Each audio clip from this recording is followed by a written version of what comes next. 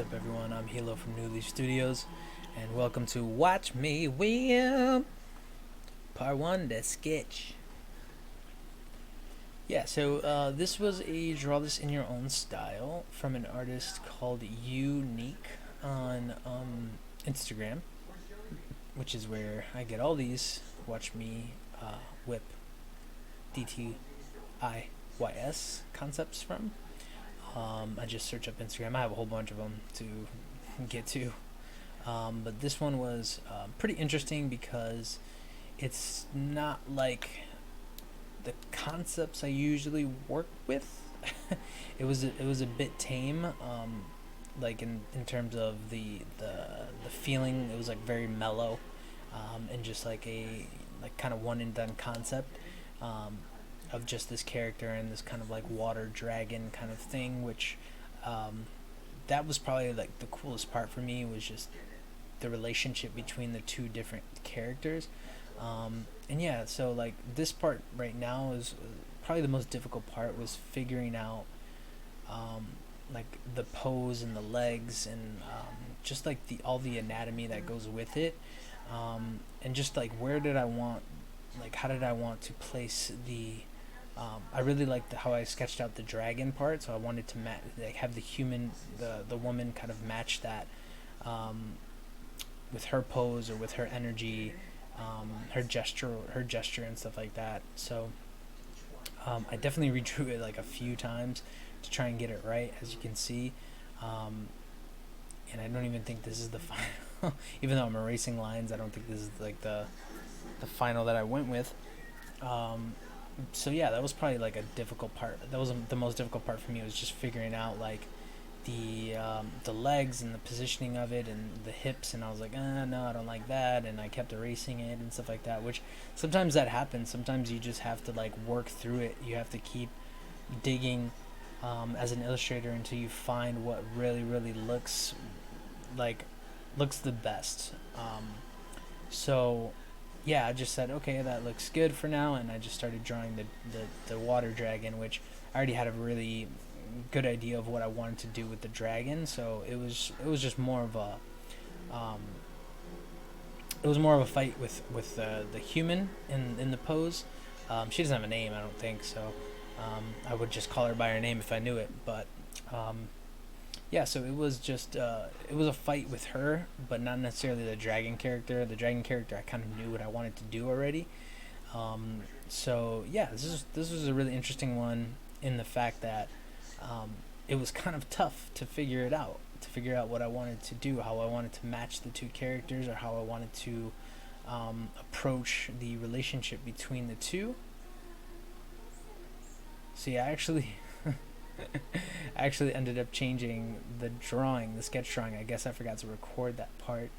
I had looked at the original drawing again, and I was like, you know what? I have to modify this a little bit because it doesn't capture how the original looks in a good way. It feels too separate from the character design. The character design itself had like this really curly hair, and kind of had like this like a wider set face, and a little bit flatter in terms of her features. So I just felt like I had to change that up a little bit. The first one was just a little too anime looking, so I wanted her to look a little bit more modest. So yeah, that definitely changed my outlook, and I think this version turned out way better because of that. Her hair was a little difficult, like the edges, as you can see, like the back part and stuff like that, because the drawing had kind of like just this blocky kind of hair, not blocky, but like it was all one form. So I wanted to give it a little more of a like in the water kind of feel. So I just wanted to separate the strands a little bit, but she did have shorter hair, so shorter kind of bob cut kind of hair. So that's why I changed the hair up a bit, and yeah, like I said, I think the face just turned out way better than than the other piece, and the hair obviously was just another challenge, which it can be frustrating, but can also be really rewarding once you do end up figuring it out. And I always have faith that I'll end up figuring it out at some point. So I don't really give up too easily when it comes to to this kind of stuff. There are some times where it's like I'll spend 2 or 3 hours and I'm like, I'm not going anywhere. So I do kind of let it go and I'll just come back to it. But I never really give up on an illustrative challenge. I actually do really enjoy having the challenges like that because I think it just, once you overcome it, you just feel a lot more secure about your ability um, to handle whatever comes your way in the future. So I definitely enjoy a good illustrative challenge, and yeah, I don't really give in to frustration as much as maybe I did before.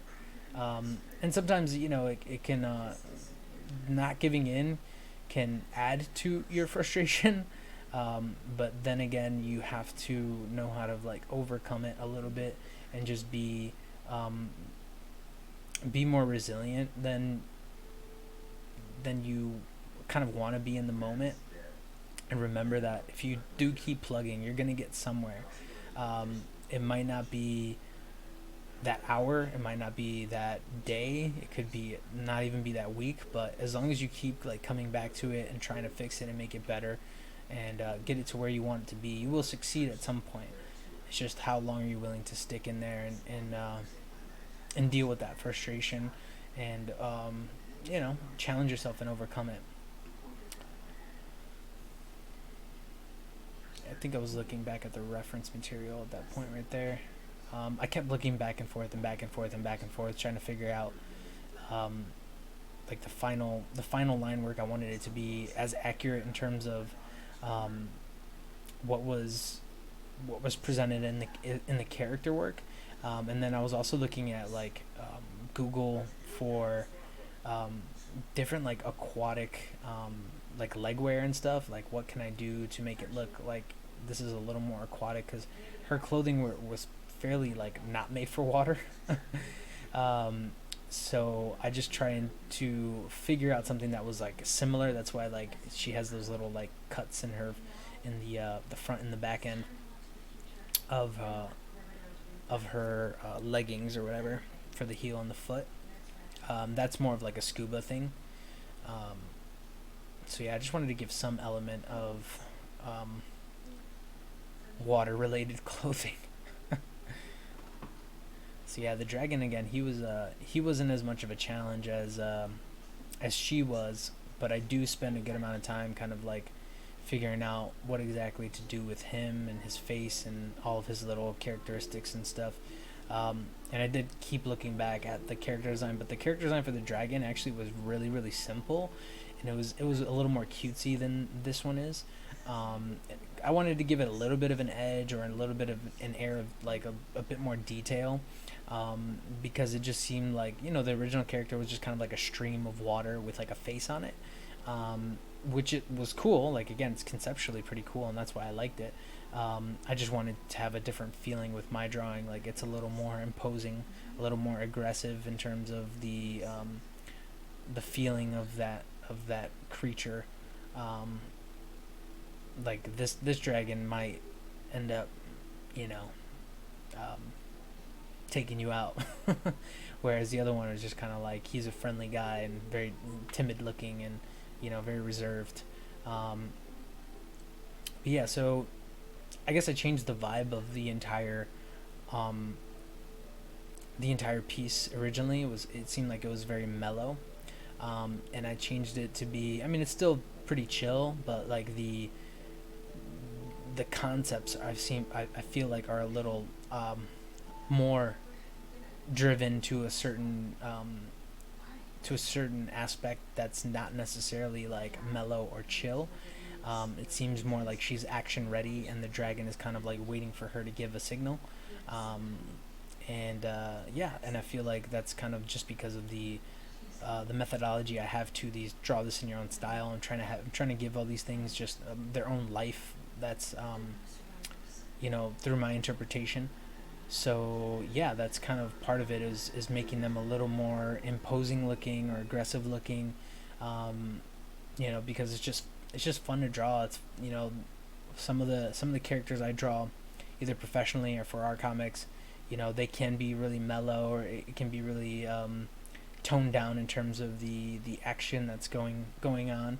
So it's nice to just have a single illustration that can kind of have a little bit of edge to it, and having a series of illustrations with a little more edge. Having that to kind of fall back on stylistically is just really it's really fun. It's different. So yeah, right now I'm just putting in the finishing touches, I believe, and all the different accents and the dragon. I didn't want to go super detailed, super duper detailed anyway, and make it look like water. So I just gave it some. It's kind of more like freckle marks on its body, that will give it that water feeling, I guess. When it's separating into two different segments of that blue color, or shades of that blue color. So yeah, I think now I am creating the overlap between the two characters. Instead of erasing it, what I did was I just use your wand tool or your selection tool, and you highlight, and then you make a layer mask, so that way the parts that do like go over one another, you can separate the two things without having to erase any of the lines. Even though at the end of the day, like with this drawing especially, I could have done that. I could have just erased, because it's not like I'm going to animate this and I'm not going to move the two things independently. That's typically, like, you typically do that when you want to have those two things independent of each other. So yeah, I'm jumping into the color now.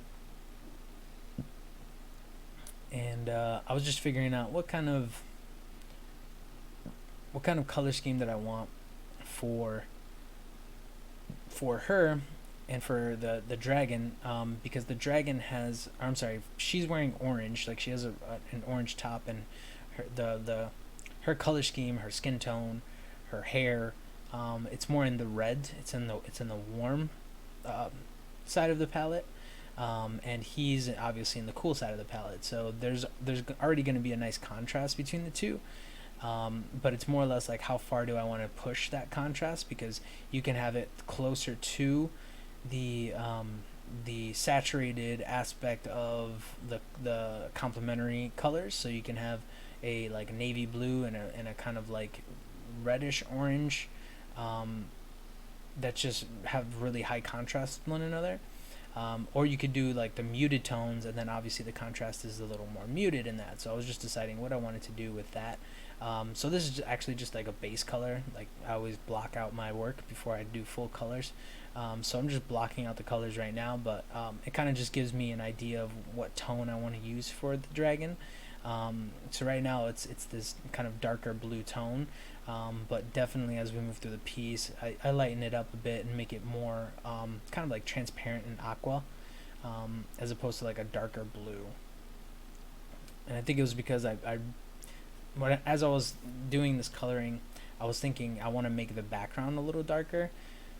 So having him be a lighter blue would, obviously be just more contrast, or better contrast, I should say. And now I'm blocking her out again, thinking about contrast. And some of the times, like when you're coloring, like even blocking out, you want to see how far you can push the contrast within those two color groups. So that's why I blocked her out in orange and him in blue. Like I said, I wanted to see kind of like where I was going with the contrast and stuff like that, before I made any adjustments. So yeah, I try to keep the colors in the same like tone. So in the same color group, like a warm color group. And like even for the darker pants, I kept them as it's like a darker orange. And then her skin tone is still in that same orange category. It's just muted and light to be a skin tone, and then obviously her the arms there, they're still within that warm color group. So again, pushing the contrast wherever you can. that becomes really important to the overall feeling of the piece. You always want your foreground character, especially if they're the focal point, to stick out. Obviously, these two characters are going to be my focal point, and the background is going to be the background. But still, even between the two characters, I want to have some nice contrast, and I don't want to pitch them too far separately. So I don't want to do too much in contrast within the foreground, that it totally disables the background from being important. But I also want to have an interesting back and forth, an interesting give and take between those two characters. So now I'm jumping into the dragon, and I'm just figuring out what can I do with this color, just with filters, because I know I want it to be transparent. So what's the best color arrangement for this dragon? So I decided on actually I have two layers. They both have a filter on them, and the reason why I put two layers is because one of the layers is like an overlap layer, and that's why it looks nice and dark blue over top of that black, and like basically her character, or her character, the female in this, and yeah, so like when I move into the final touches, the finishing touches, you'll see that I do play with it a little more with the color. But I was like, I'm happy with the block coloring that I've done so far. I don't want to draw too far into it, because that's more of like the final kind of stuff. And what I wanted to do with this was just I kind of wanted that like Japanese wave feel, and not it be like clear that they are underwater or in a water in aquatic environment. So I just wanted to have some form of movement that kind of goes the opposite direction from like the dragon and the girl. Like they're kind of there's a curve from like left to right, like that they form, and then this one is going to be from their feeling is more or less like a half circle on the right side. So I wanted to have something that contrasts with it at least a little bit, and moves the eye from left downward, like a half circle on the left side. So that's kind of what my motivation was there, or my thought process there. But I play with it. I play with a lot of ways of doing it, because I just really didn't have an initial starting point for the background. Like I was like, I don't know what I'm gonna do with this, but we're gonna play with it and figure it out. So that's exactly what I was doing here, and that's what you see. There's like so many different variations that I was playing with, and like I said, when you reach these challenges, you have a few options that you can do. You can just say screw it and give up. You can keep running your head into the wall until you just get it. Or you can keep trying, but try different approaches every single time.